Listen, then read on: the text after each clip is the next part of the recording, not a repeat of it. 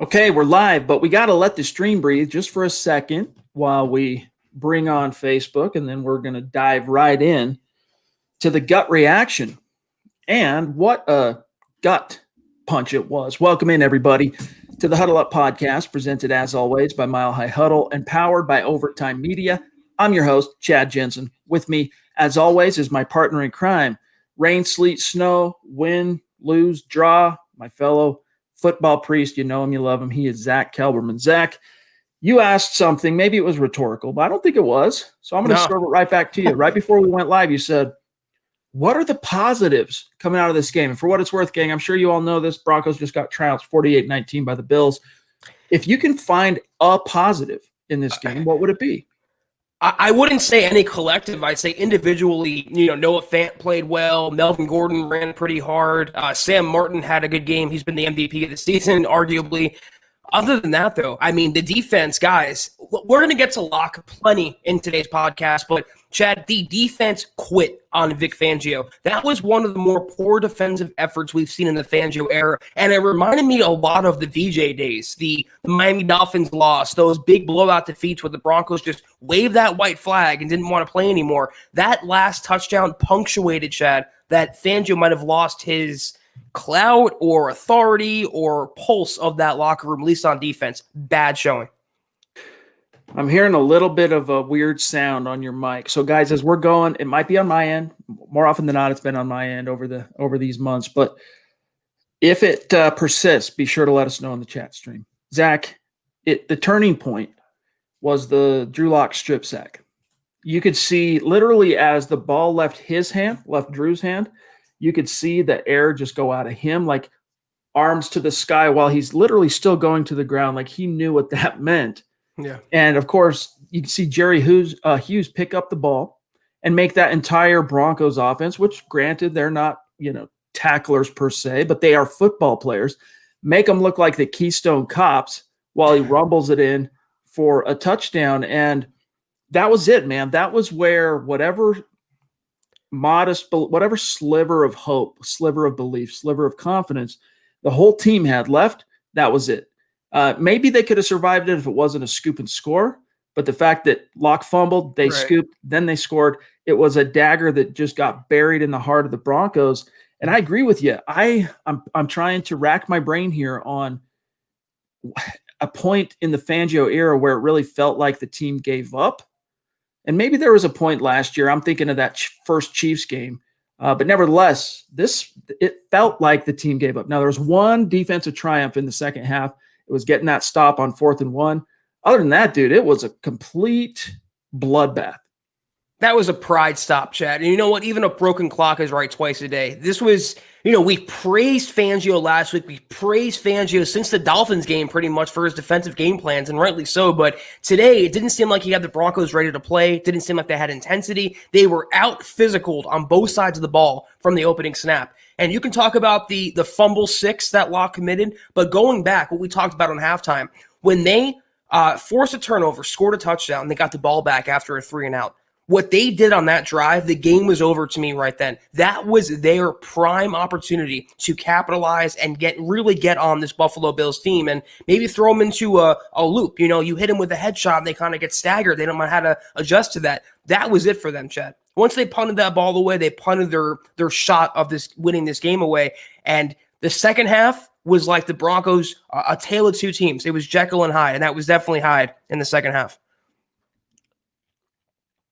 534 total yards did Vic Fangio's defense give up this evening. That's got to be a record. I don't know this for sure, but that's got to be the most since Fangio's been in Denver. 534 yards, 48 points. Now, Zack, you take away the scoop and score touchdown, and it's still ugly. It's 41 points you relinquished. And the Broncos, I mean, look, they made an effort at trying to keep up, putting a couple of scores on the board in the first half, but similar to going up against the Chiefs or any elite team in the league, the margin of error is non-existent. How many? Let's go before even the fumble, Zack, where Drew got strip sacked and the floodgates opened. How many errors were there up to that point? First of all, you got the missed field goal from 54, then you got the missed extra point.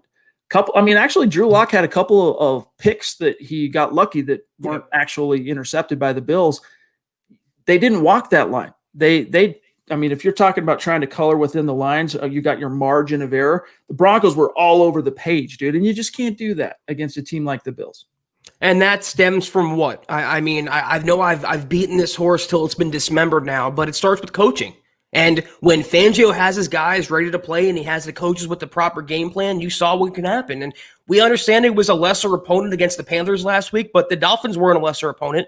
The Patriots weren't a lesser opponent, and they still resoundingly defeated both of those teams. It's just that when he doesn't have them ready to go and he doesn't have them psyched up and thinking that they actually have a chance to win, it's so tough, like you said, to face a juggernaut. And with the injuries and with how it was stacked against them, it was always an uphill battle. It was always improbable, but not impossible. But to lay down like that, to cede those yards, those points, to give up long touchdowns, Chad, with no resistance, that's where I find fault. A loss is a loss, but to get blown out in that fashion, that's what I take umbrage with.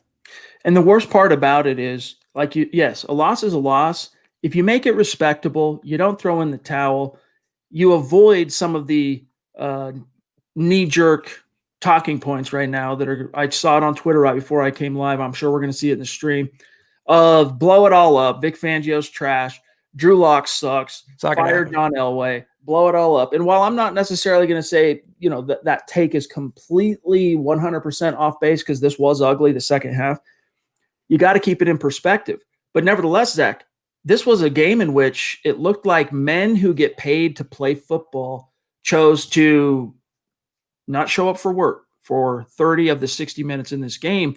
And it could, unfortunately, have some reverberations. It'll be interesting to see what the last 2 weeks of this season end up, providing for this team. But that was ugly. That was definitely not what you wanted to see if you're the Denver Broncos. Even like a relatively close loss, relatively by maybe 2 scores.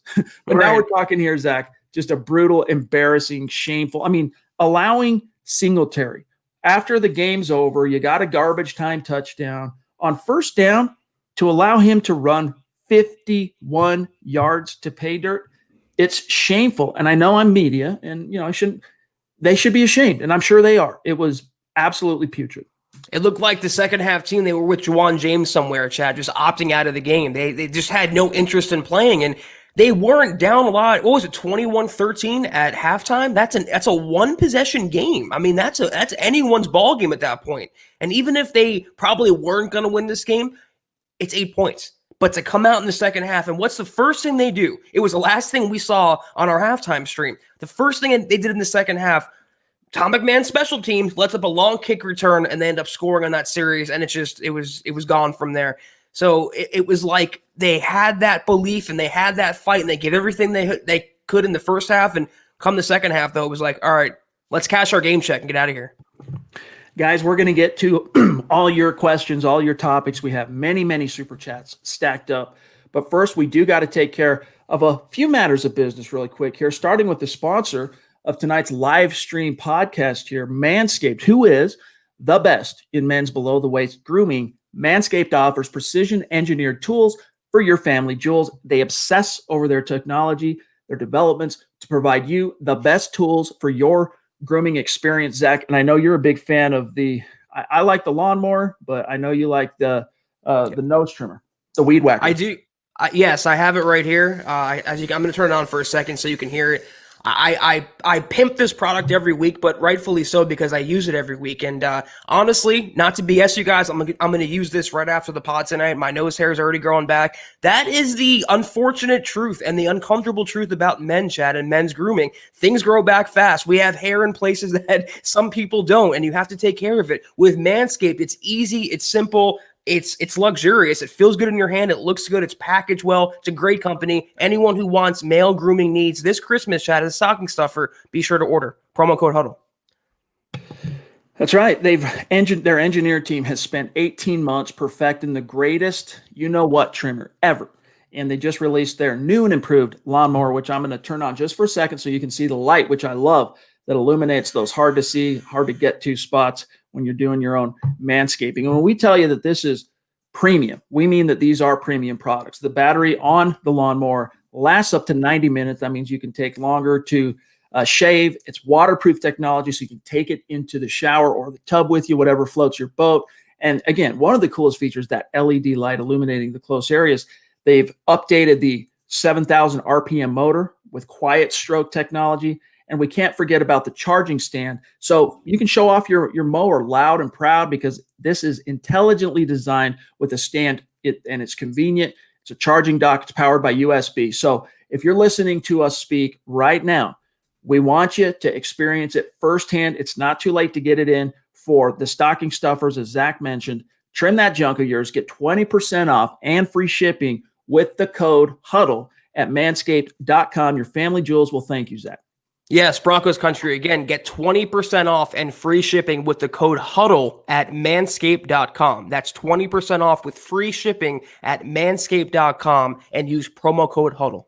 Just so many cool things come in this kit. I'm looking at the Crop Reviver, which is a toner. I'm looking at the Crop Preserver, which is a deodorant. Just a lot of cool things that you can get stuff in that stocking. So check that out. Manscaped.com. Use the code HUDDLE. You get that 20% off plus the free shipping.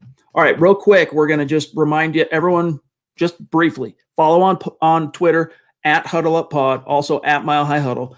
Check out the merch store when you get some time, huddleuppod.com. Get your swag on. Get a hat, get a tee, get a hoodie, get a mug, little something for everybody, talking about that stocking stuffer idea for that special Broncos fan and MHHer in your life. And then also, shout out to our Facebook community. We love each and every one of you, especially our supporters. If you want to become an official supporter, click the big blue button on our page. You're in like Flynn. We got some huge programming coming down the pike for you starting in January that's going to be dedicated to only our Facebook official supporters only. And then last thing, real quick, gang, these three things we ask each and every person. Not everyone can patronize the merch store. Not everyone can, become a supporter, become a super chat, superstar, whatever. But everyone has the power to do these three things. We put in the work. You're here with us every single day. We ask that you subscribe, like, and share this video. The number 3, that's the litmus test to let Zach and I know if we're doing a good job. So share this video out there if you think we're doing a good job. Help us continue to grow and reach new like-minded Broncos fans just like you. All right, John, do we have, let's dive right into the stream here. Do we have Father Ridge and Tom? The stream jumped mine. Let's grab Father Ridge here. Thank you for the super chat, my friend. He says, far more questions than answers surrounding Lock. Time to draft a quarterback round 1. Still give Lock a chance next year, but it's time to take a quarterback. I'm not quite there. I'm not even quite. My perspective, Father Ridge, is trade up. My perspective on Drew Lock has not changed from the same. Last time we talked, it was Thursday night, right? The last full episode was Thursday night. My perspective hasn't changed.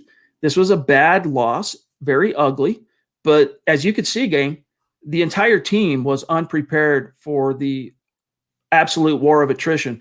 The Bills were ready to go. They had a division title on the line, and this is one of the best teams in the league. And if you're going to step onto the field with a team like this, you got to be prepped. You got to be ready to go. Execution, intensity, effort, all those things. It was kind of there in the first half, but again, the dam broke wide open in the second. I'm not going to take a huge, ugly shellacking and throwing in the towel by Vic Fangio's defense as an indictment on Drew Lock. Now, Drew didn't play great today, but right. He wasn't like absolutely terrible. This isn't even close to the worst game we've seen from Drew this year, Zach. It's exactly the point I was going to make. I mean, even the most ardent Lock hater has to watch this game. And the bigger takeaway, Chad, the bigger culprit in today's game, you could talk about the special teams, but Fangio's defense. To give up, not just to give up points and yards to Buffalo. We all knew that was going to happen. It was the way in which they allowed those points and yards. And I saw a comment that I kind of agree with. If the entire reason that Fangio has the job now is defense, and his defense looked that bad today, then what redeeming quality does he bring to the table as the head coach? And he showed, Chad, he won't even challenge spots still. It's another bane of contention with me about Vic Fangio. He's relying way too much on analytics and his guy upstairs. He doesn't have that head coaching intuition that a lot of other coaches do, even younger coaches in the NFL. You either have it or you don't. So once again, this lends credence to maybe the notion, Fangio, great defensive mind, maybe not head coaching material. But that defensive mind today, Chad, was absent. Very disappointing effort. I really don't expect there to be any change at head coach. Again, I mean, if you're going to fire a head coach, then John Elway has to fire himself. Like, you can't stand up there with a straight face and fire another head coach and remain as the GM slash, president of football operations. And that's not going to happen. Tom El Greco jumping in. Appreciate you, my friend, up there north of the 49th parallel. He says the bubble burst today against an elite team. Yeah, it did. It did, my friend. It was ugly. We've seen the Broncos get their dander up and play much better than this against very good teams. I mean, they had the Titans dead to rights. If, Jerry Jeudy doesn't drop a third down pass in the 4-minute offense, game over. That's one of the better teams in the league. Got shellacked by the Steelers after Luck got hurt, came back. And even though the team that the Patriots are today is not so good, when the Broncos faced them in week 6, it was a different story. They kind of grinded out a win on the road, tough win, 6 field goals from McManus. We've seen the Broncos play better against stiffer competition, but for some reason, Zach, maybe it's, going back to the straw and the camel's back thing. Maybe this is just, the sum of so many little disappointments adding up throughout the season to where emotionally, as he says, the bubble just burst, the dam just broke. It also seems like, for whatever reason, primetime games in the Broncos just don't jive pretty well. I mean, when they're on a bigger stage, when the eyes are on them, they kind of, they play lower. They play down to their competition. They don't play to their potential. The Bills are a much better team. I think no one disputed that. They're legit championship contenders, and the Broncos aren't even playoff contenders. It just showed the gap between Buffalo and Denver, and arguably Buffalo and every other team in the AFC. They really are that good. Listen, not to exonerate the Broncos or Fangio, but they played this game shorthanded. They played this game without Courtland Sutton, Von Miller, and 5 of their top cornerbacks. It was impossible. But again, it wasn't that they lost this game. It was how they lost this game that I think, Chad, you and me and a lot of Broncos fans have an issue with. Yeah, it was ugly. Gang, let me know. I'm hearing a weird kind of sound breakup issue on Zach's end, but I don't know if it's me. So if you guys are hearing that as well, please let us know in the comments. John, let me know on that. Mr. Boggins jumping in with the super chat. By the way, Boggins, that is a wonderful Christmas sweater that you sent me today. We sent it out on MHH Instagram. We sent it out on Twitter and Facebook. Very nice. Rocking the trucker hats. Good to see you, my friend. He says, this offense is not working. I think we can all agree it's between the quarterback and the OC. Can't blame the waiver wire defense against a top offense, though. Yeah, man. I can't. There's no bone I can pick there, Zach. No, you can't. And again, when you're down that many members in the secondary and you're playing converted safeties at quarterback against Josh Allen, Stephon Diggs, and this Bills offense, what do you expect?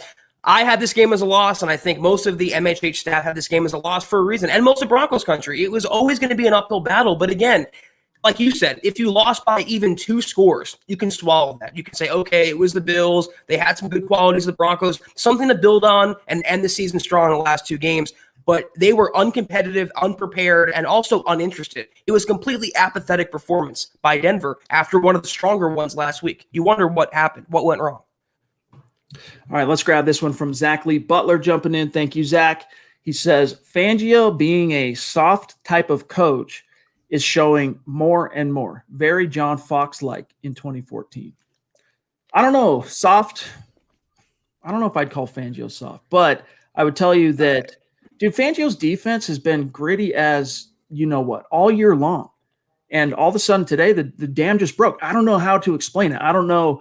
I mean, it really is inexplicable. I don't understand it because we've seen the Broncos in some pretty terrible situations where the odds were really low. And in a lot of those situations, Zach, they didn't come out on top. They lost those games, but they weren't embarrassed on the national stage. And you said something, I mean, you're onto something there, Zach, about the national spotlight.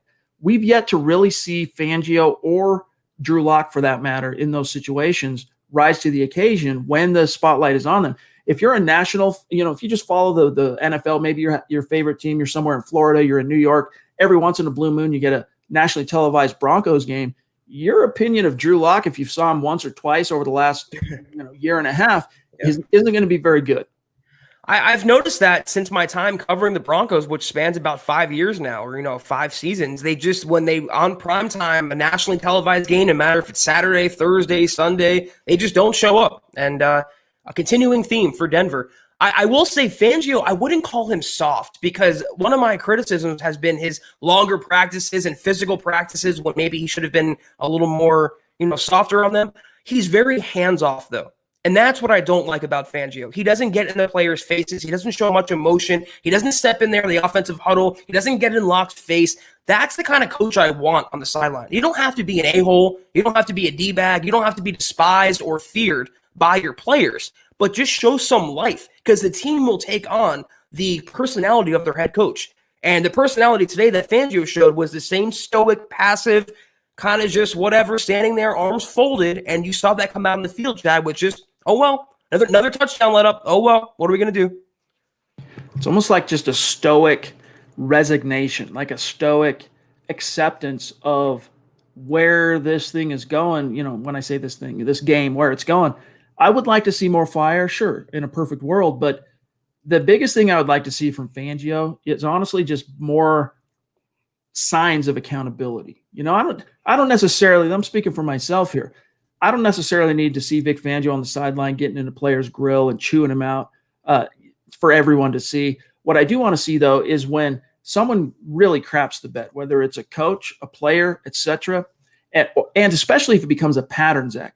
I want to see accountability, and we've never really seen that. Fangio kind of protects the guys that we seem, from the outside looking in anyway, to see as the consistent, constant burr under the saddle. And then meanwhile, guys who are playing well, guys who seem to be kind of doing okay, suddenly get demoted. And there's no explanation. I'm thinking of Michael Ojemudia. I'm thinking of Bosby getting cut right before the season started. I'm thinking of DeMar Dotson getting sat down just now for whatever reason. He still hasn't given up a sack, but they put Elijah Wilkinson in.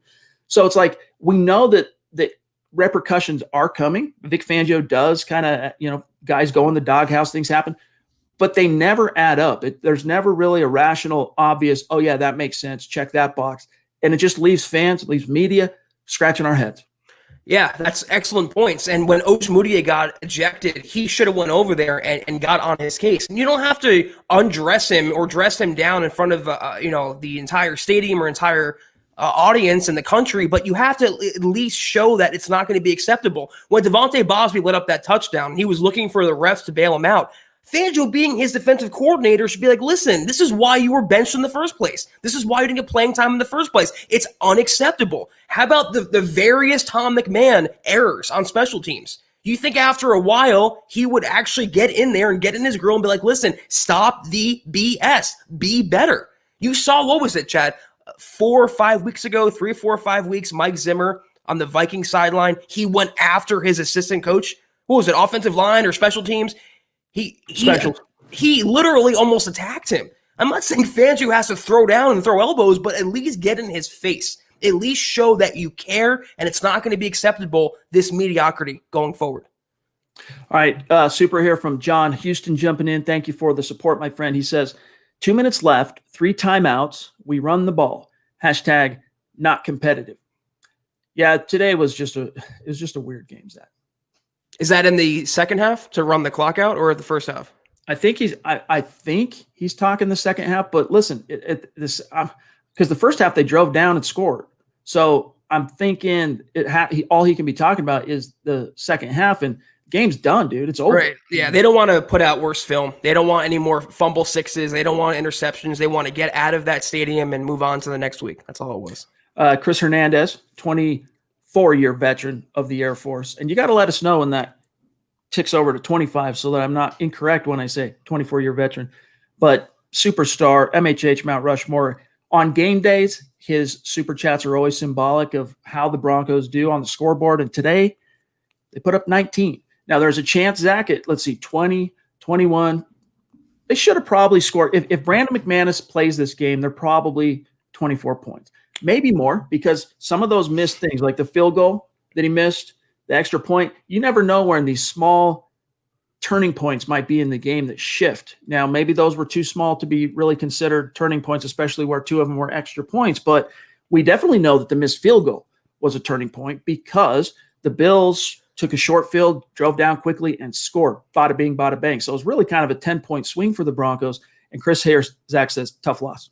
I mean, it's no guarantee, though, because McManus missed 2 extra points last week. So, I mean, no matter who played kicker this week, they were probably doomed for failure under Tom McMahon. The number 19, though, we appreciate it, Chris, but 19 other things I'd rather be doing than watching the Broncos today, Chad. Indeed. All right, we're going to grab a couple more super chats. Obviously, lots of super chats that are stacked up here. A lot more questions, things to be dissected on what happened today. And then we're also going to bring on for a quick segment, because he's got things to do, but we stole his time here tonight because it's a game day, Mile High Insiders. And their pregame show today, by the way, very fun to watch, very refreshing. Maybe there's a model there. Maybe we, in 2021, maybe we start doing pregames on every single game day. So we'll see about that. But first, we'll bring on Luke here in just a second. First, though, we do got to take care of one quick matter of business, and that is, gang, drawing your attention to sportsbetting.com. As you know by now, gambling is legal in the state of Colorado, and here is what makes sportsbetting.com the go-to destination for any sports fan in all of Broncos country. Number one, you get sharp odds, you get low juice. They have their own in-house bookmakers.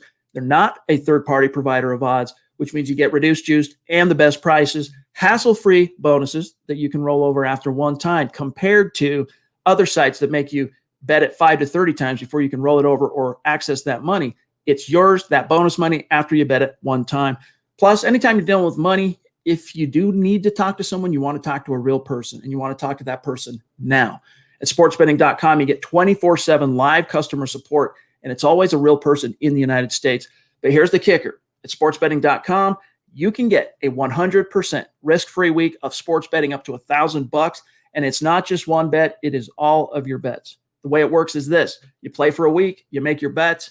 If your losses exceed your winnings at the end of the week, sportsbetting.com will cover 100% of that difference up to $1,000. So head on over to sportsbetting.com/milehighhuddle, sportsbetting.com/milehighhuddle, and capitalize on a risk-free week of sports betting up to $1,000.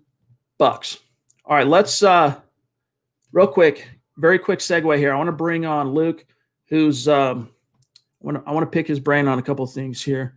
Well, can you grab it, John? For some reason, the way it's hold on. Let me do it. There he is. Luke Patterson. Oh, there and gone. Bring him back on. There we go. All right. I don't know what's going on. There he is. Well, hold on. Is he going to hold? There he is. Luke Patterson, one of the co-hosts, Mile High Insiders. Luke, that was brutal. We want your take real quick on, well, really, what's your number one takeaway? Because as Zach and I said at the top of this show, we're really struggling to find even one positive thing to take into Week 16 with regard to these Broncos. What's your takeaway here as the Broncos just get shellacked and embarrassed by the Bills? This team is out of control, guys. It's that simple. And for a head coach that hangs his hat on being a defensive mastermind, when you see Alexander Johnson getting a flag on Josh Allen for a late hit, you start to see, Michael Ojemudia, who's already, has his hands full, getting ejected. I'm starting to see these things, and you just see a total collapse. I'm also feeling a lot of resentment because, I had to hear from Mark Schlereth and everyone else this week that the Broncos could have had Josh Allen. And that's a very annoying narrative because you can't go back and change history. But the fact that there were more media members up there in Laramie, Wyoming than Broncos coaches just goes to show you that there's a huge disconnect with finding talent at the quarterback level. Although I think Drew Lock showed some improvements with climbing in the pocket today, slightly going through some progressions, showing his athleticism on the run. He's a turnover machine, guys, and the fumble that just killed the team. You guys talked about it earlier, and from there the energy, it just dropped. Zach, is this a team that is completely out of control? I mean, this was bad, but do you concur? I think it's a team that doesn't have a leader. They're kind of a rudderless ship right now, floating in the vast ocean of NFL, irrelevancy. And until they have that guy at the top, the supreme leader, which would be the head coach, everything won't fall into place. I'm right there with Luke. It's not just, again, they lost. It's the stupid mistakes. It's the undisciplined plays. It's the ejections and the late hits and the long touchdowns and the breakdowns. You should see that maybe in week 1 or week 2. We're in week 15 now. It's December 19th. Why are we still seeing the same rookie mistakes and the same bad coaching or lack of that we saw last year and earlier this year? You talk about, Drew Lock progressing. It's all about Lock's development. What about Vic Fangio's development? What about Vic Fangio's progress as a head coach? That's going backwards almost every single week. So Lock's not the only one taking, one step forward, but 4 or 5 back. Luke, now its best case scenario is Broncos finish 7-9, which would match, of course, what they did last year.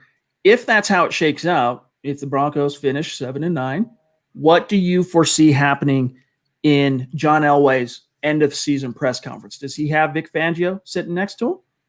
That all depends, Chad. I've been saying it for weeks. Embarrassing losses, things happen. Coaches get fired, players get benched. Things happen. This is undoubtedly an embarrassing loss. By no means does that mean Vic Fangio will be fired tonight or by the end of the season. But can you imagine 2 more games against the Chargers and the Raiders like this one?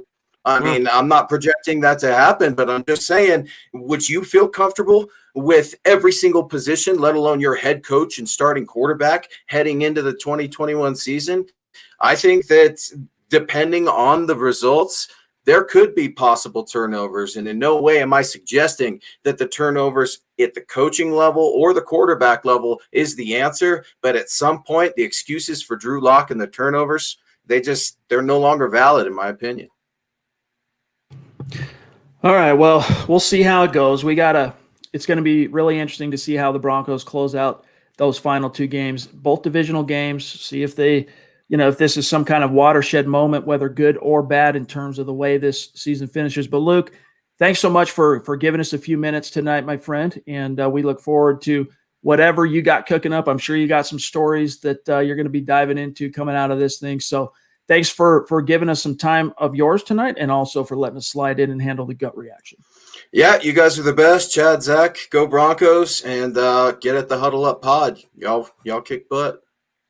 Appreciate you, brother. You, Luke. Thank you. See you.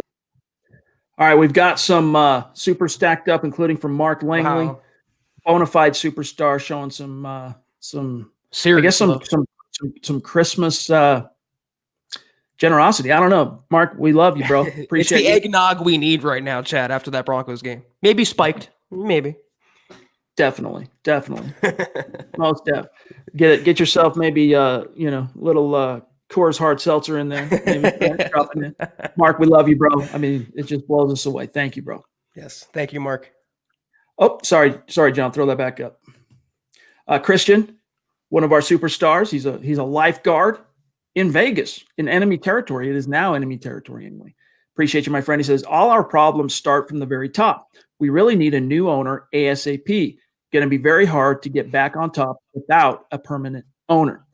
Yeah, but that's not going to be resolved for at least a year. So, one thing Luke said there about, the end of the season, can you imagine if the Chargers game and the Raiders game shakes out the way this Bills game did?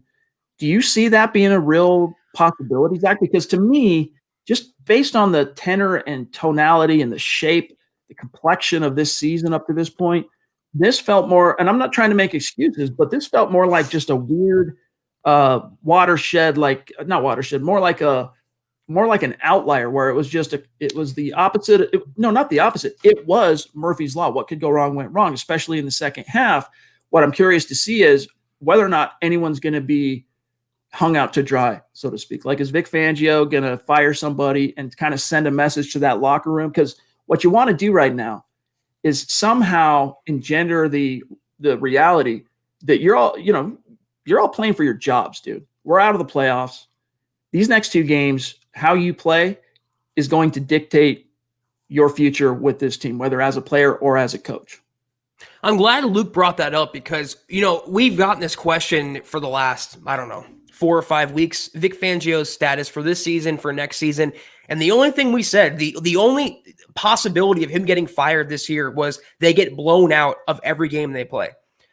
And I'm with Luke. I don't think they're going to get blown out by any means against the Chargers and the Raiders. I think they can actually win both those games. But if they do, if they play like this the next 2 games, both divisional games to close the year, you at least have to have the conversation of, okay, is he the guy? If he's brought in and kept for his defense, why is his defense collapsing? What other redeeming quality could he bring to the table?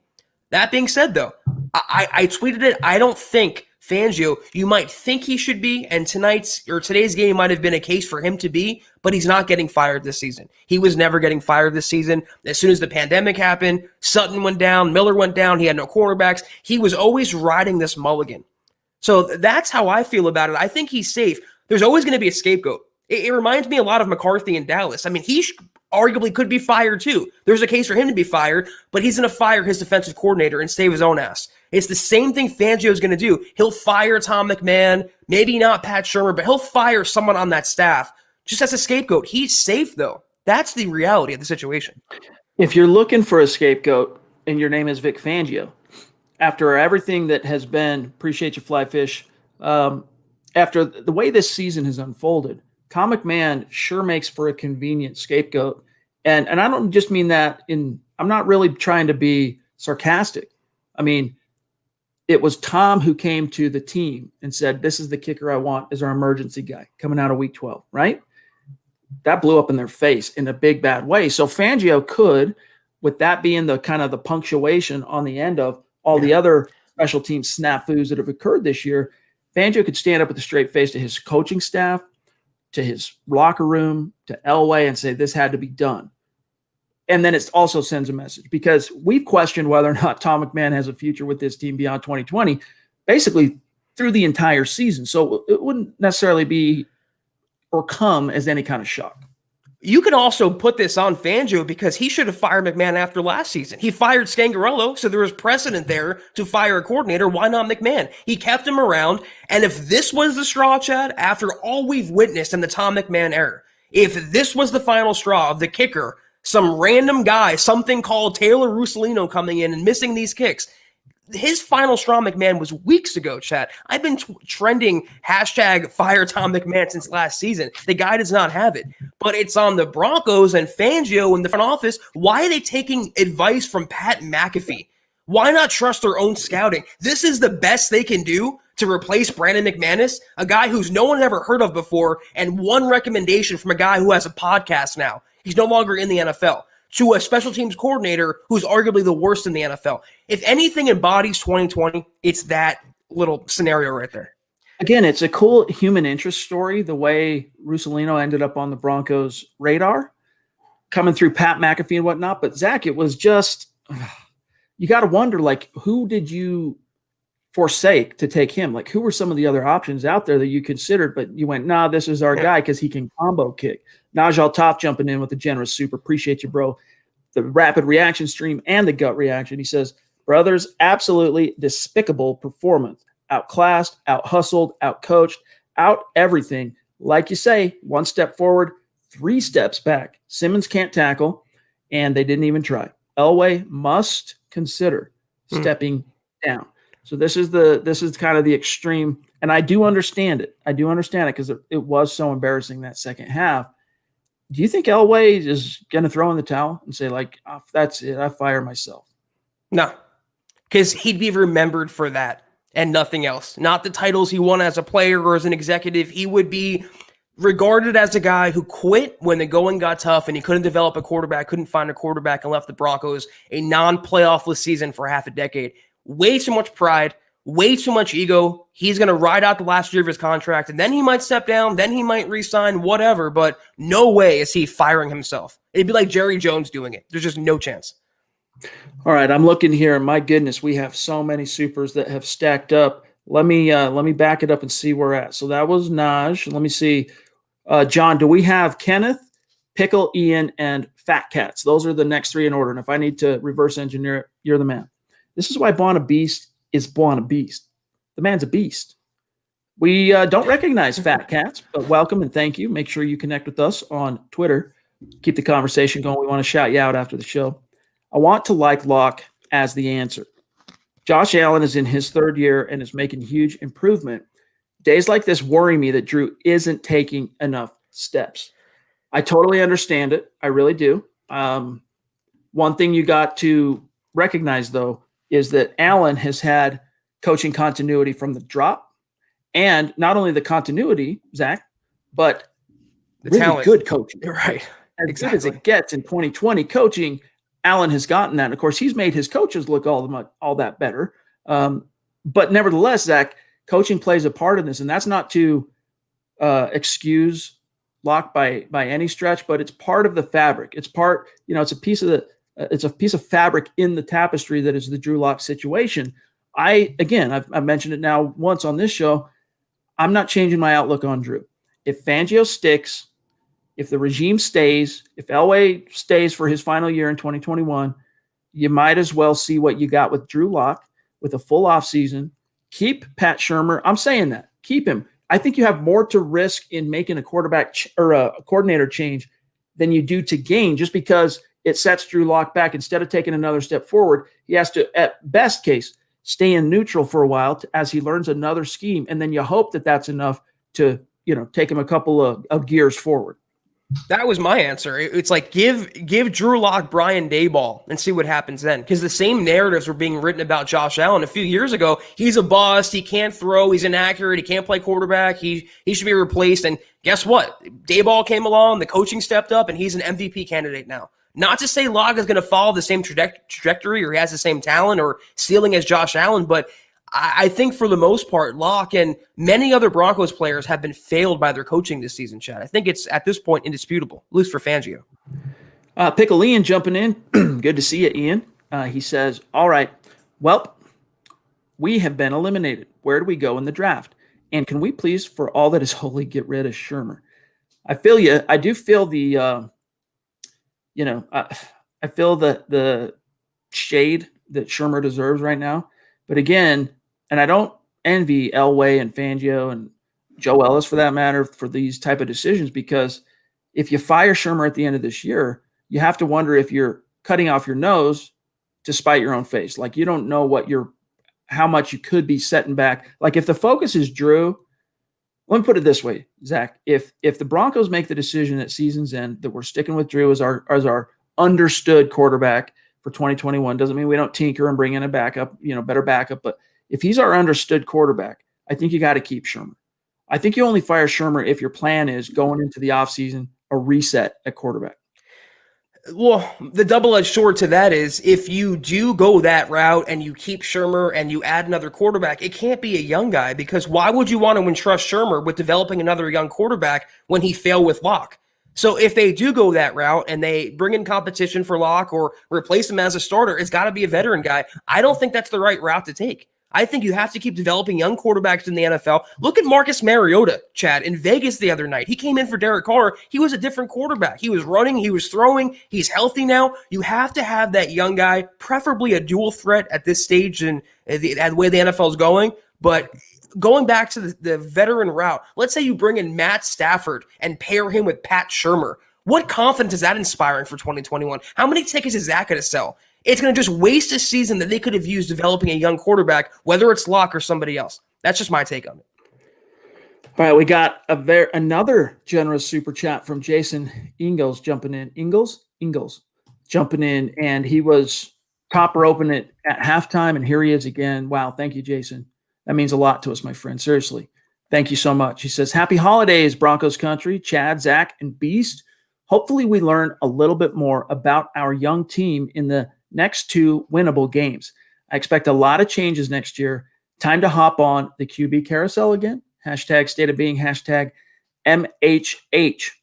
I don't know. Again, I'm sticking with Lock. I mean, that was bad, but look at the way everyone played around him too. And I don't just mean on offense, but there was no complimentary football this time. Like, Drew scored 2 touchdowns in the first half. Gang, just a few weeks ago, you would have killed to have Drew Lock's offense produce 2 touchdowns in the first half. But unfortunately, this came in a game in which the defense they were a sieve, Zach. I want off this carousel. It's the same thing I just said. I don't want another Band-Aid. I don't want another quarterback competition. And you know what? It's the same knee-jerk responses, and not to crap on the last question, the last person specifically, but The same reactions after Broncos win. Oh, Lock is the future. Lock's a Pro Bowler. Lock's the guy. It's the opposite when the Broncos lose. It's replace Lock, quarterback carousel, draft another quarterback. And let me just clear something up. I didn't say I want Marcus Mariota. I see the comments. I said if you have a young quarterback in the NFL and you develop them and stick with them, that is the route to go. Not saying bring Mariota in, but you have to have a young guy and not try to win with these Band-Aids like a broken down Stafford or an aged Matt Ryan. Kenneth Booker, one of our superstars, jumping in to say, thank you, Kenneth. We love you, buddy. When it was close, we could have challenged the spot of the ball on third down conversions, but didn't. Also, should we keep that kicker for onside? That was actually a good onside kick. That was the one thing Homeboy did well today. All right. Hold on. Let me just recapitulate really quick. 2 missed extra points, the missed 54-yarder. He connects on 1 extra point, or was it 2? No, connected on 1. And then also a dagger to open the third quarter, Zach, in Mile High against one of the most dangerous returners in the game. He short kicks it. He kicks it to Andre Roberts on the 1, and he returns it 53 yards. Those are all the bad things he did. The one good thing he did was kick it's hard to get an onside kick the way the new rule changes are, Zach. He popped that thing up there, and I think it was 36, I think it was Trey Marshall that had a shot at popping that thing out. If Marshall takes a better angle or focuses more on popping the ball out when the dude's that's about as good of an opportunity as you can ask on current rules, onside kick. That's the one thing Russolino did okay. Wasn't that on a re-kick, though? Wasn't there a penalty on the first attempt, and he had to redo it? I think that's what it was. But, I believe, and you know what? Maybe it was the case, but Chad, ultimately, considering how bad he was at the few jobs that he had, he was like the Nathan Peterman of kickers. I have never seen someone lay an egg, and they have one central job. You can't nail an extra point. I mean, you've been a kicker, I'm assuming most of your professional life. It's all the same thing. You're kicking a ball. You can't do that? Come on. Get out of here. MHH, male model, Muhammad jumping in, feels sick to his stomach. And we feel you. It was that kind of an ugly loss, Zach, and it's, there's no way to sugarcoat it. It's just the type of loss that just gives you a sour, gross taste in your mouth and pit in your stomach. And we got Murphy Bros Collectibles jumping in as well with a very generous super chat. Thank you, my friend. Murphy Bros popped up on the radar as a superstar last week, and it's really great to see you again, and we appreciate that support, my friend. I might be alone, but something is wrong with Lindsey. He's got to be hurt still. Tough all around. Yeah, I thought he looked a little bit better today than he did the previous 2 games since he injured his knee against the Saints, but yeah, still not the same Phil that we even saw when he came back from the turf toe. I mean, think about it. He had a couple of games. I'm trying to remember now that sequence.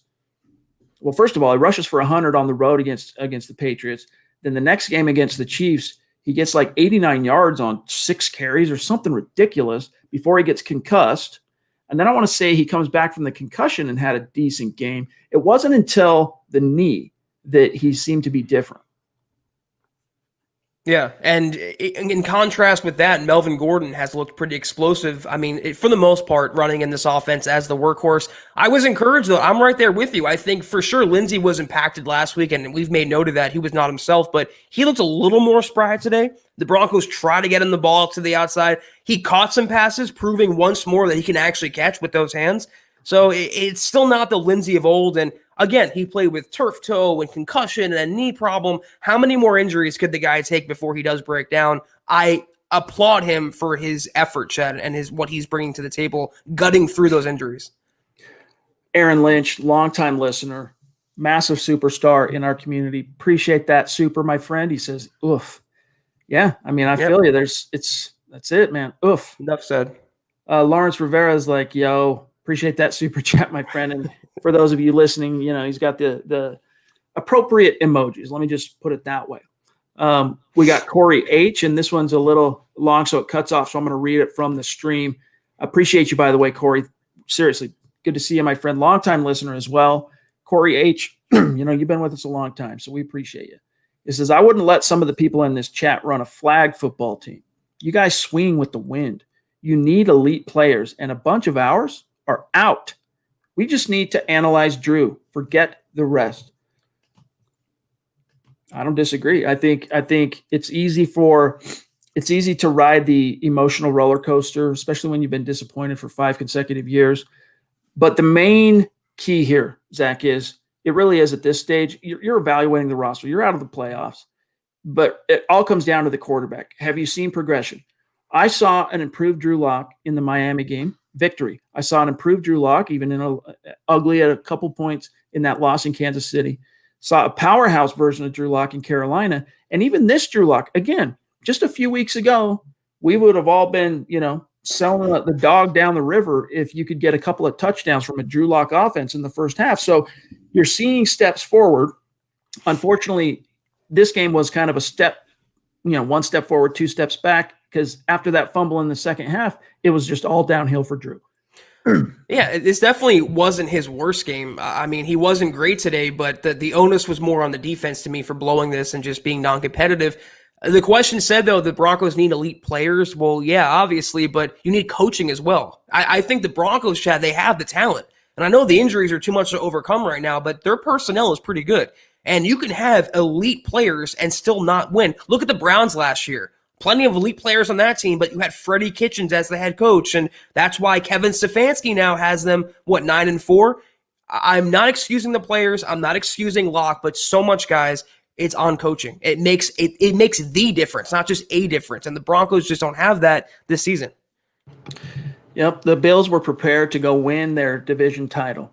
And as soon as they sensed a little blood in the water with that fumble, man, and they felt the emotion and the mood shift in their opponent, blood in the water. But they didn't break a sweat, though, Chad. It was so seamless. It wasn't like they were even trying. They were going out there, executing their business, and going home.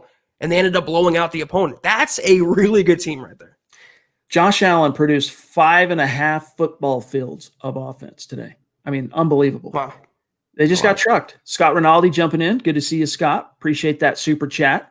And make sure you connect with us on Twitter so we can shout you out after the show, and welcome. He says, injuries virus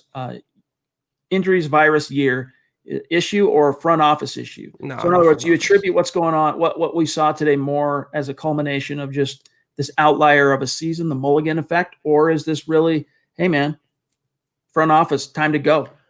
I can't put this on Elway, and I've said this before. I think he had a really good offseason with the right intentions, and his heart was in the right place, wanting to make the Broncos a legit contender, or at least in his eyes, and surrounding Drew Lock with receivers and offensive line. He had the right, vision. It's not his fault that injuries happen and CV happen. I'm throwing Elway out of the equation. What happened this year was injuries for sure, the pandemic to a lesser extent, but also coaching. That it really what it comes down to, Chad. The coaching failed the players failed the coaching, and injuries were just the cherry on top. That's what it was. Kevin G jumping in. Thank you, my friend. He says, Locke still looks lost after his first read. Dink and dunk can only work for so long. Seems like he still wants to run after a good pocket. Kicker, garbage. Yeah, the kicker is definitely forgettable garbage. He had his chance to make it, make a splash in the league, and he definitely botched it. But one thing definitely absent from this game, Zach, and without seeing the film, I can't speak with authority on exactly what might have led to this, but on the surface, it just seems like decision-making on Drew's part and or Shermer's part, there were no shots downfield. There were no shots to try and, peel that second and third level of the Bills defense off and away from the line of scrimmage.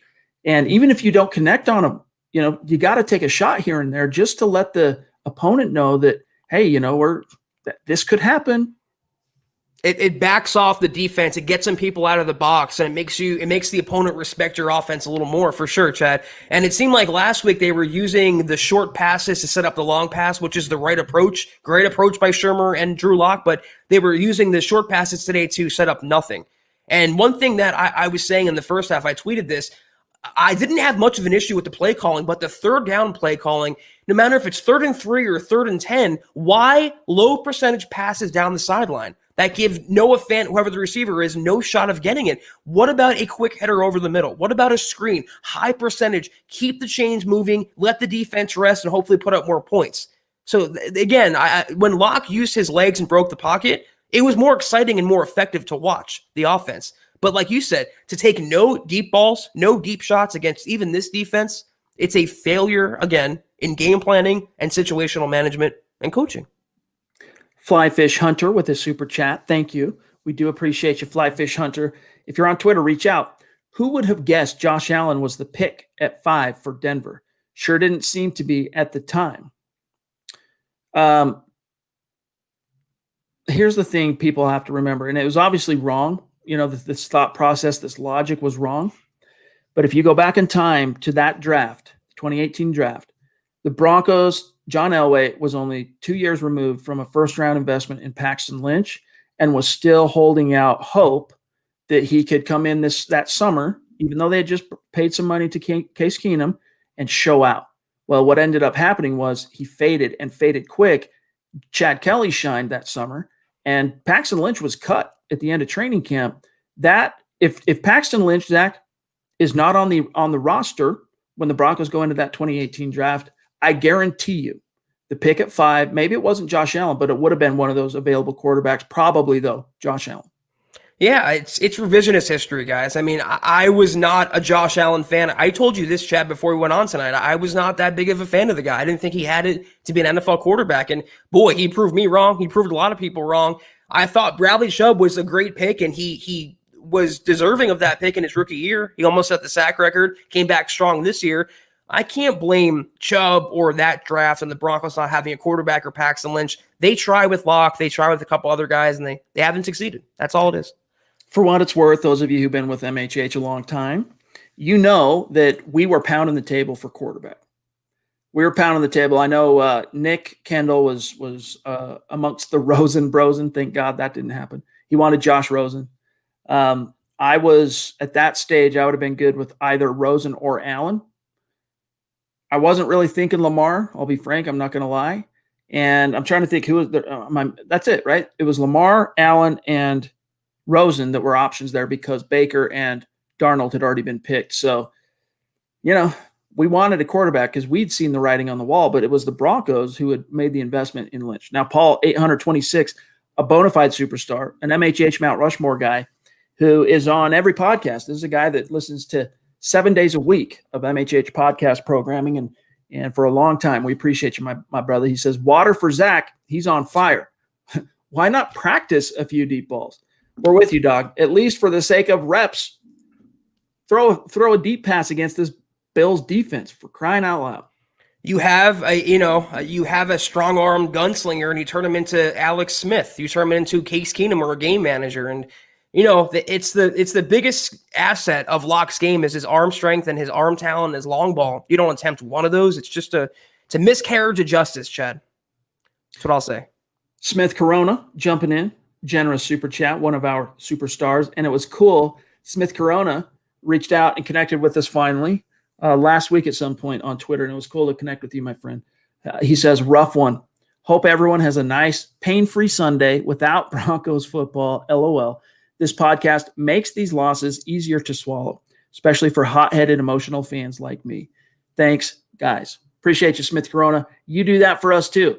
I'll be one of the cool collateral benefits of doing these live streams is, we get to check, Zach, the true temperature of Broncos country, whether it's a win or a loss that we're coming off in the gut reaction. And right now, Broncos country is more than disappointed. Like, this was a dejected, just ugly, embarrassing loss. When you put disappointment and add to that embarrassment, it doesn't bring out anything good in fans, media, the team itself. It's just an ugly day. Because, the Broncos fan base is just tired, Chad. It's 5 years now of a non-playoffless season. And I mean, it's not just that they're slowly getting better and slowly turning the corner. And even it seemed like the Bengals, I mean, take away Zach Taylor, Joe Burrow, they have some talent, some pieces there. They look like they're turning the corner. The Giants, Washington, they're teams that are still bad, but they have upside. They're developing. They're getting better. Since 2016, they've gotten worse and worse and worse and worse and worse. And I don't blame humans or fans at all for reacting emotionally, Chad, to an emotional game and an emotional loss. It's completely normal. I'm going to read this super real quick from Tom and then grab Aaron while he's still on screen. Tom El Greco, appreciate you. He says, Russolini's NFL career started today and ended today. Thanks, guys. Well said. Right on the money there. Aaron Lynch jumping in again, man. Thank you. Love you, bud. Appreciate you. What more can we say? Seriously. Means the world to us. He says, I took some silverware from Elway's at the restaurant, right? Thinking it would be good luck to have for game days. That was right before the 2016 season. Every season since Super Bowl 50, thus is my fault. John, if you're listening, I'll write this wrong. It's like poltergeist. Is that what it was? Guys, we now have the true culprit of the Broncos' bad luck, and it's Aaron Lynch for thieving some silver from Elway's. No, hey, look, I don't blame you for wanting a little good luck charm, and I just wish it would have worked out better. Put it back. Put it back where you found it, please, and slowly walk out. So hopefully we can get this bad juju out of the way. John, we've got Lawrence Rivera, and then I'm current if you have it. If not, I'll throw him on real quick, and I'll just read what he says here. Lawrence Rivera jumping in on Super Chat to say, we need a quarterback. All right. Yeah. I would say you need a coach and a quarterback, a few other things. But yeah, it's just one of those days. Male model, MHH male model, that is Muhammad jumping in again. Love you, bro. He says, Luke in the house, hashtag smooth killer. Appreciate that. My smooth brother. criminal. All right. We're sitting here at the 1 hour mark. So John, let's kind of rapid fire what we have left here from our wonderful, wonderful superstars, because we got a bunch of content we got to get up at milehighhuddle.com. Let's grab real quick here, though. Robot of Doom on Twitch. Appreciate the listen and the question in the comment here. He says, he's probably talking to Black Knight. Drew is a good quarterback. You don't think if we were healthy, we'd win more games? I bet we win against the Titans in week 1, definitely against the Steelers week 2. We could have won so much if we didn't get hurt. You know it. I do agree that, I agree that it's not just players getting hurt. Like, look at just this last stretch, for example. You can live without a Sengbasi if Bryce Callahan doesn't get hurt. Maybe you can survive Bryce Callahan getting hurt, Zach, if A.J. Bouye doesn't get a 6-game suspension. It's one thing after the other. What I'm getting at, though, is it's all the best players, all the most proven, established players that the salary cap dollars are all invested in. They're not on the freaking field in 2020. So it's like, what more do you expect? And that's why this entire season kind of has a mulligan feel, as inconvenient as that is for fans who just, they want a head on the wall. They want someone to pay for yet another painful season here as Broncos fans. But talk to the football gods, man. Talk to the injury bug, because that was if you're putting FBI most wanted on the wall and you're looking for mug shots, that's number one. You're trying to find that injury bug, track him down, put him in prison for life. Woulda, coulda, shoulda, though. That's my thing. It's like, okay, if they didn't get hurt, if this, if that. Well, guess what, guys? Even with the current Broncos outfit in that Tennessee game, they could have won that game. They could have won the Pittsburgh game. They could have won plenty of games this year if the coaching and, to an extent, the players and the performance on the field was better. But look at that Tennessee game. I mean, you ignore your best player. You call ridiculous 4th down plays in the red zone. They could have won that game even with the injury. So that's what I'm saying. In multiple spurts this year, yes, the quarterbacking has been bad. Offensive line bad. Defense bad. But the coaching, what's supposed to be the constant, what's supposed to be the asset and the boon to this team, has let their players down more often than not. John, I'm grabbing Kenneth here, and then my stream just did a jump. I don't know if you have Christy's queued up, but if so, Christy, let's grab her next. Kenneth jumping in again. Appreciate you, bro. He says, one positive thing with a loss, you're a pick closer to Caleb Farley. I guess that is the one positive, Zach, that we missed when we were trying to think of a positive to take away from this game. I just tweeted that the Broncos are now scheduled to pick 10th overall with this loss. So back in the top 10, back to a blue chip prospect. It could be Caleb Farley, could be Patrick Surtain the second, could be Micah Parsons. How great would he look in Denver orange and blue? That's a guy to keep in mind as well. It's going to be fun. I mean, we're only 2 weeks of real time away, two and a little bit more than that, but to looking at the offseason and talking about free agent fixes, talking about the draft, and it's going to be a lot of fun. And what we're going to do, just so everyone is on the same page here, is we're going to schedule a stream early January, the first week of January. And Zach and I are going to lean on our draft experts here at MHH, starting with Eric Trickle Nick Kendall, Carl Dummler, Luke as well, and Lance Sanderson. We're going to say, all right, let's put together the positions, and let's put top 10 guys at each position and just go through it and kind of get a beat and a feel for who the names are, who are the fits, and really open up 2021 draft-wise with a focus on who's out there. So in other words, what we don't want to happen for our great listeners is going into the offseason, we start talking draft, and it's exciting, but as we're mentioning these players and names and stuff for the first time, you're hearing it here, you're hearing it there. It doesn't really stick. It doesn't really add up. You're not necessarily sure who some of these guys are, or where they played ball, or why they're a fit for Denver. So we're going to have kind of that comprehensive show to open 2021. It's going to be fun. So we'll look forward to that. The queen of MHH jumping in, top roping it, Christy. We love you. We appreciate you. Thank you. And happy holidays. Merry Christmas, Christy. Thanks, guys. Trying to show some positive in a sea of chaos. Keep up the good work and go Broncos. 2021 will be better all around. I agree. And it's interesting, Zach, last night late, I was going through some of the media quotes availability from Thursday that the Broncos send us, which shout out to Broncos PR. They transcribe all those press conferences, send it to us so that we can have the quotes right on hand, use them on our stories. And they do a lot of work behind the scenes that help publications like us out. But nevertheless, Bradley Chubb, Zach, with regard to Drew Lock and the offense, he said, I can't wait to see them in 2021 because they just need the reps in the OTAs and training camp with the same system, and it's going to be next level. It's going to be huge is the word he used for 2021.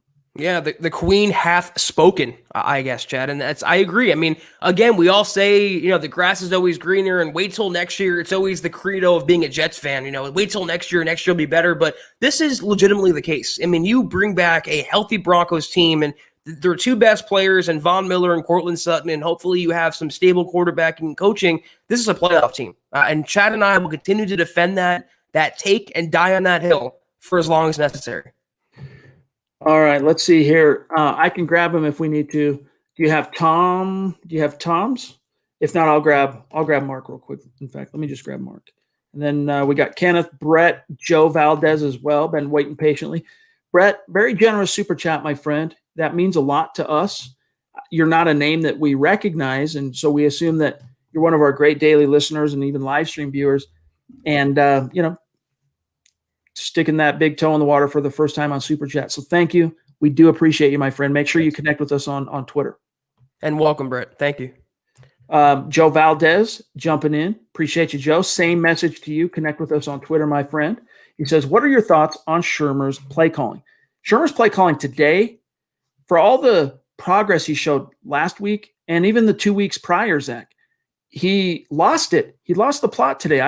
I can't explain it. And a lot of it, it's going to be contingent on looking at the All-22 film, which we'll probably get Tuesday, maybe Monday, since this was a Saturday game. But it just wasn't good. He lacked any real feel for this game, and he sure as hell did not put his players in the best position possible to succeed, including his quarterback. No, I think he was like a D+ today. And the only reason he was that high is because of the first half, where it wasn't that bad. But even then, I mentioned the third down play calling, the low percentage passes, and the 3-and-outs, no rhythm, no creativity, being vanilla again, no deep ball attempts with Drew Lock, which is incomprehensible to think about. It's just, again, it's Pat Shurmur being Pat Shurmur. And yeah, I agree with you. There was some positive momentum the last couple weeks, but poof, it's gone now. Kenneth Booker wants to know, why didn't Fangio challenge on those third downs? This is the only explanation.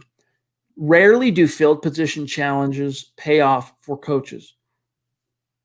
And so in that vein, that conservative, I fear more loss than I do have hope of gain. Human beings are motivated by two things: hope of gain, fear of loss. And that pendulum, whichever way it kind of swings, tells you what type of person anyone is, especially a coach. For Fangio, he's more of a fear of loss guy. And so he goes, look, I'm probably not going to win these field position challenges. I'm not justifying. I'm just telling you the thought process. Probably not going to win these challenges. So I want to save those timeouts. I don't want to lose those timeouts. I guess missing for Zach completely the fact that those timeouts aren't going to help you. You're getting blown out, dog. Remember in Tennessee, though, he took the 3 timeouts to sleep with him that night, Chad. It also shows your team that you have their backs. You think that the refs got it wrong, that the player stepped up. And after that second non-challenge by Vic Fangio, what did Sean McDermott do? He challenged the spot of the ball on the goal line. Even if you're wrong, it's just you have to have the intuitive nature of being a head coach, not to trust the analytics or what a computer tells you or what the guy upstairs tells you. Trust your own eyes and your own intuition and throw the flag. Take a chance. And also push the envelope whenever you can. Push the envelope. Mark Langley, appreciate you, my friend. He says, Merry Christmas, guys. And I stand by Locke. He needs reps. Don't hate the hater. Hate the game. Amen, brother. Appreciate you, Mark. Merry Christmas to you, Mark. Yes. Love you, buddy. To you and yours. Give our best to the missus, to your son, to the whole Langley fam. Naj jumping in again. Love you, bro. Really appreciate that support. He says, brothers, I've been following the Broncos since 1984, and I can't recall a 5-year span as disheartening as this. Just don't see the light at the end of the tunnel. I remember the days teams feared Mile High. That mystique is gone. Naj, there hasn't been a 5-year span as disheartening as this from 1984 to current time. I mean, you have to go back to the 60s to find one, a 5-year gap like that comes close. This is definitely in the modern history of the team, the lowest point, and there's no getting around it. No, and that's what I was saying earlier. It's like Broncos fans, and to an extent, were spoiled. I mean, with if not championship success, then consistent playoff success or consistent winning record success. There has been, exceptions every now and then, but Chad, it's been consistent year in and year out. And they went from being a 9-7 team in 2016, the first year post Peyton Manning, to being, 5-11, 6-10, 7-9. It's the same dreadful record, non-playoff-less season, no quarterback, no upside, no ceiling. That's the perception. I'm not saying that's the reality. That's the way the fan base sees it. It's just they're a nobody franchise right now. They're a rudderless ship floating in the ocean, and some of that is true, and that's the disheartening part. All right, we got about 5 minutes till I got to dip out because I'm recording a video, sit-down conversation with Kim Becker that's going to be hitting YouTube and milehighhuddle.com here in the very, very near future, like in less than an hour from now. But Jay Boss jumping on. Appreciate you, Jay. Look at how depleted we are. They are a defense. They are a D-hop Hail Mary away from winning 8 straight. This team is no joke, and we kind of are at the moment, speaking specifically to the Bills, and you're 100% right. Pickle Ian also jumping in again. Thanks, Ian. He says, I'm noticing a trend. Our 3 titles, we've had a more offensive-based head coach. Am I wrong in looking at Eric Bieniemy as head coach and let Fangio be the defensive coordinator? Hashtag. So, yeah, I mean, to speak really quick here to what Jay Boss said, the Bills are an elite team for a reason. That's a juggernaut. I mean, Broncos walked into a buzzsaw. I don't know if they were sleeping on them. I don't know how to explain that. Right. How could they you? Gave up. But there is a point to what Ian said real quick before we grab Kelton. And thank you. He says, Kelton does. Keep doing, y'all. Love the streams. Thanks, Kelton. Reach out on Twitter. But Ian's point about the whole offensive thing, it's not just that all 3 titles came with an offensive-minded head coach. Zach, it was the Shanahan tree. It was Mike Shanahan the first 2, and Kubiak, who springs off that tree for the 3rd.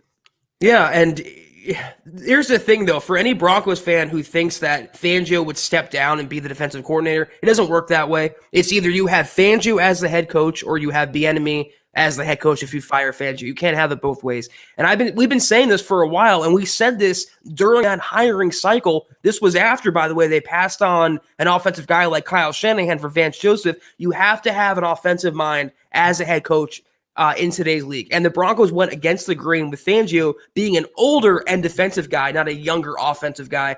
And you can argue now, 2 years later, maybe it was the wrong choice, Chad. Maybe. Super sticker from Muhammad. Wow, dude. Thank you so much. I mean, that means the world to us, my friend.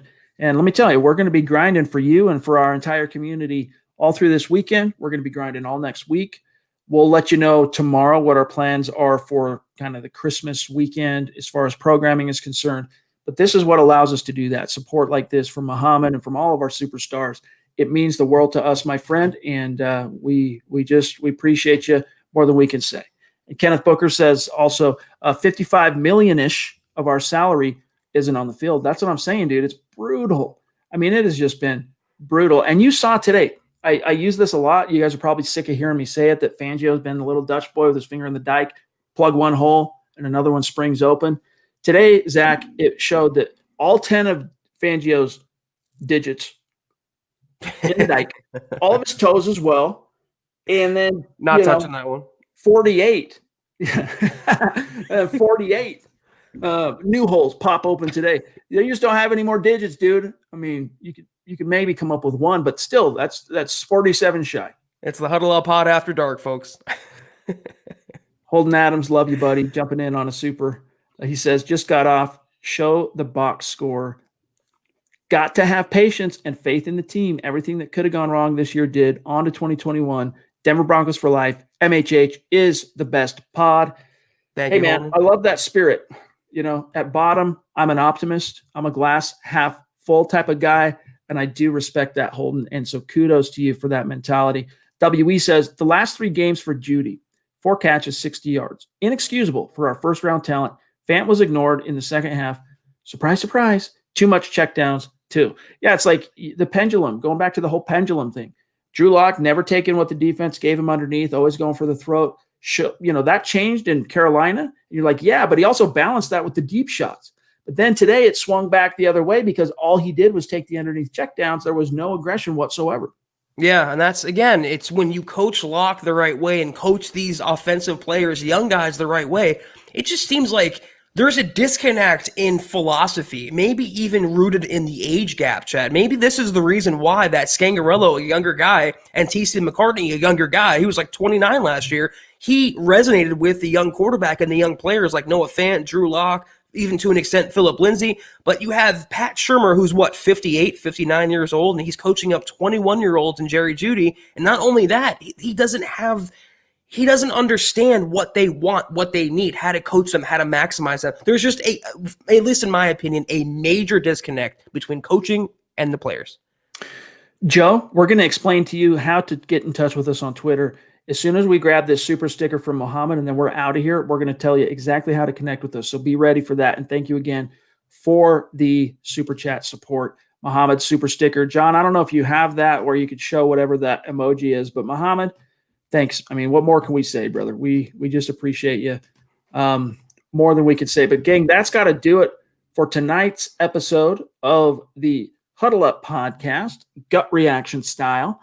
Thanks to each and every one of you for giving us an hour and 17 minutes of your time, whether you're with us live, and a lot of you are going to be listening to this after the fact as a podcast. We just appreciate each one of you so much. And it's a mile high salute to all our super chat superstars, our Facebook supporters. Again, guys, it's not a cliche. I say this for a reason. That support allows Zach and I and all of the podcast guys and the video focus that we do, it allows us to be able to do that. And so it's like, community funded content. It's on you guys, and we appreciate that because it allows us to do that. But here, going back to Joe, here's how you connect with us on Twitter. First off, follow the podcast account at Huddle Up Pod, and then you follow the main account at Mile High Huddle. If you have those 2 accounts followed, you're not going to miss anything as it relates to podcast programming, giveaways, notifications, polls, all that stuff. And then if you follow Mile High Huddle on Twitter as well, you miss nothing as it relates to Broncos news and analysis, all of the articles from Zach and myself, and all of the great writing staff at MHH. And then also we want you to connect with us as individuals on Twitter. My partner is at Kelberman, at Kelberman NFL, myself, at Chad and Jensen, and then our producer, Buona Beast. On Twitter, though, it's at John K. MHH. That's K-A-Y, at John K. MHH. So keep your chin up, Broncos country. It's going to be all right. And there's Muhammad's emoji, #1 fan. Love you, buddy. Thank you, We're Mo. the fan of you, MHH, male model. A quick reminder, guys, you got time. Go to manscaped.com, use the code HUDDLE, and get 20% off plus free shipping. Stocking stuffer ideas. It's perfect. Good stuff. And then also shout out to sportsbetting.com. Get that $1,000 risk-free week of sports betting up to $1,000 at sportsbetting.com/Mile High Huddle. Zach, we'll be back tomorrow for the Aftermath pod, and we'll see kind of what the talking points are between now and then. But hey man, we'll see what happens. Have a good night, and we'll turn the page and see where we are tomorrow night. I'm so thrown off right now. I feel like today's Sunday and tomorrow's Monday, and we're actually recording tomorrow and Monday as well. So, it's a tough loss, Broncos country. We're not going to sit here and put lipstick on a pig. It was a blowout loss. They should feel sorry for themselves or ashamed of themselves, and there's better times ahead. That's what I'll say. We're not going to try to, goose it too much, but like Chad said, hang in there. Brian Cord jumping in at the 11th hour. Appreciate that, brother. He says, enjoyed the pod. Denver Broncos for life. Let them hate. That's right, Brian. Seriously, let them hate. Today was bad. Broncos got exposed, but to those same fans that right now want to throw Drew back to the Wolves, think of that Tim Tebow blowout ugly loss to the Detroit Lions, right? Comes in and wins a squeaker on the road at Miami, and then comes back home and just gets embarrassed by a pretty average, not good Detroit Lions team. And then they come back and go on a run. So, that was a different time. It's not apples to apples, but there sometimes games are outliers. Sometimes they don't mean anything more than what the scoreboard showed. Sometimes they do, and only time will tell what this game, the meaning of this game really is. But for Zack Kelberman, I'm Chad Jensen. Love each and every one of you. We'll see you tomorrow night, 6 p.m. Mountain, 8 p.m. Eastern.